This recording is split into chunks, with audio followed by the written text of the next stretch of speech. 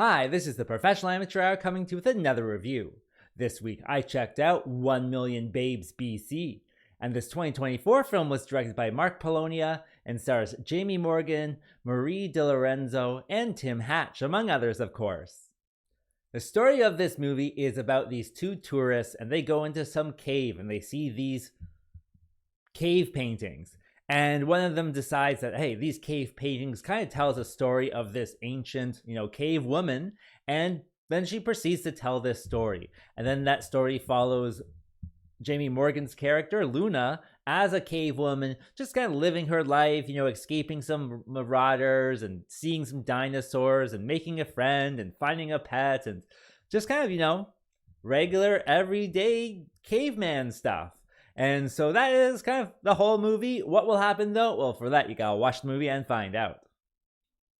All right, so let's discuss this movie. Well, with this one, I gotta talk about the elephant in the room that is, of course, Mark Polonia. And he is just, a prolific B-movie maker. And he makes movies of varying quality sometimes. Sometimes they're really fun and good, sometimes not so much. He's made things like Cocaine Shark, Franken Shark. I think there's one that's like Sand Planet or something. So he's made a wide range of movies. Of course, he makes like one a month, so none of them are particularly high budgeted or anything like that. And with this one, of course, it's not going to be high budget, but he does at least try something different. And that's kind of what I was looking for in this one, because truly, you never know what you're going to get. And with this one being set, in the past, it is different, I guess, far enough away from, being a shark in the water or something coming out of the woods. They at least have something kind of gimmicky, I would say, with this one. And it does, I think, affect the movie overall. Like, for example, there's no talking really in all of the cave woman and caveman stuff. They might say their names a few times, but it's really just them kind of miming things. And that kind of makes it tedious and mundane, I would say, because it's just you watching people trying to communicate through charades or charades, and it's just kind of something to watch that way. There's no particular conflict that is ever really kind of established in the movie. It's just, Luna kind of living her life. She makes a friend, makes a pet, sees a dinosaur, just kind of stuff, right? That happens. So you can watch it for, watching something, but I wouldn't say it's particularly deep. But then again, it's Mark Polonia as well, so there's certainly other things that go into it.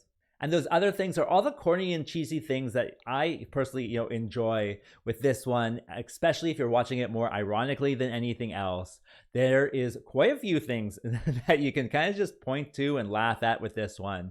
For example, there is this guy in a gorilla suit, but then the gorilla suit has a chimpanzee mask. So like the skin on the mask is not the same skin as the hands and feet, as well as the hair as well. It's like a different shade.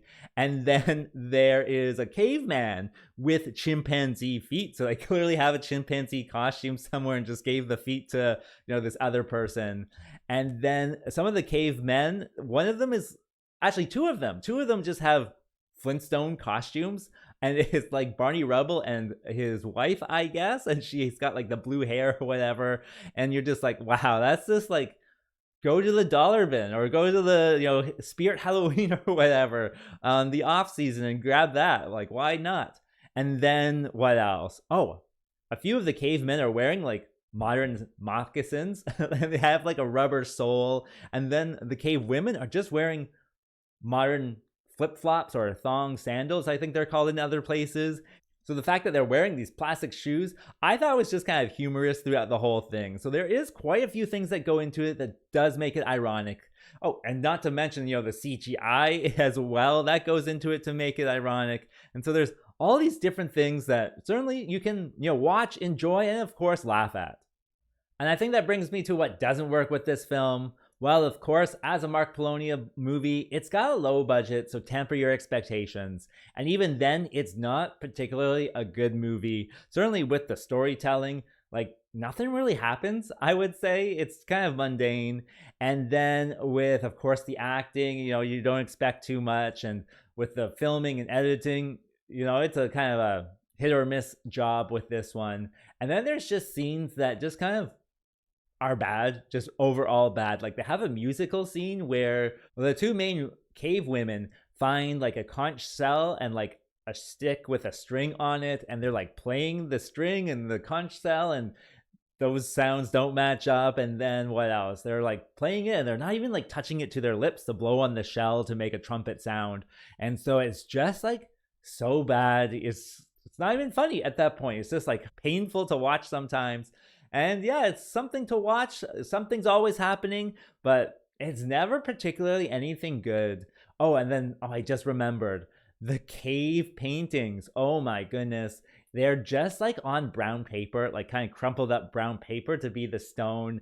And then it's just like crayons or something. And it's just, oh my gosh, it's ridiculous. But, that's kind of what you expect from a Mark Polonia movie. So if you have, the expectations of a Mark Polonia movie, you're not going to be disappointed. It's going to be exactly what you get. As for a recommendation, well, really, this one's only suitable for hardcore bad movie lovers.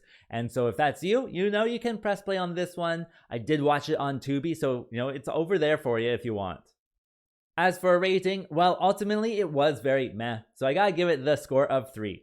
And with that being said, I think that's all I wanted to say. So like and subscribe, and I'll see you next time. Peace out.